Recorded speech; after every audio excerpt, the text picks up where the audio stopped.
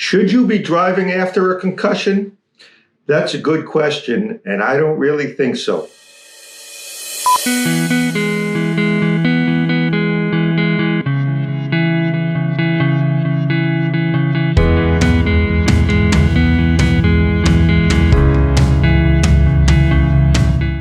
Let's talk about why I say that. But first, let's review what happens when you're driving and how the brain has to think of so many different things at the same time. First, you have to decide where you're going.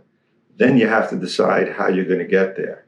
And you have to look at stop signs, and you have to look at traffic signals, and you have to look at road signs, and you have to judge your speed, not only in relationship to the speed sign to tell you how fast you can go, but also in relationship to the cars in front of you.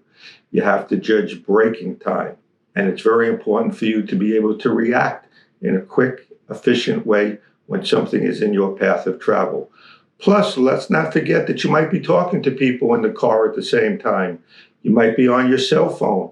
You might be listening to the radio, all distractions which might get in your way and interfere with your driving abilities. Now, what happens when you have a concussion? Well, your memory might be impaired. You might forget where you're going.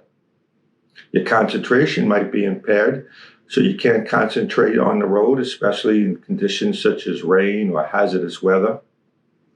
You might get distracted very easily because you have difficulties in what's known as multitasking or doing more than one thing at the same time. How can you be talking to someone who's sitting next to you or listening to the radio and concentrating on the road when you have a concussion? Or your reaction time might be slower. So a study was recently done that was presented to the American Academy of Neurology looking at all of this to determine whether or not it is safe to be driving after your concussion symptoms have resolved. What this study found is that it is not safe. The study took a group of college students and measured their reaction time in two different scenarios. One scenario was being placed in front of a stop sign to see how fast they could react and stop their vehicle.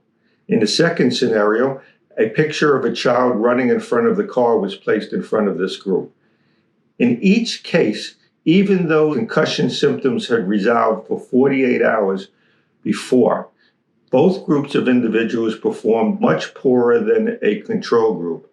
In fact, so poor that it would be unsafe for them to drive a car. What does this tell us? That if you had a concussion, don't drive. And even after your symptoms have resolved, you better go to see someone to determine your reaction time, to see if it is indeed safe for you to drive. Thanks for listening, and see you next week.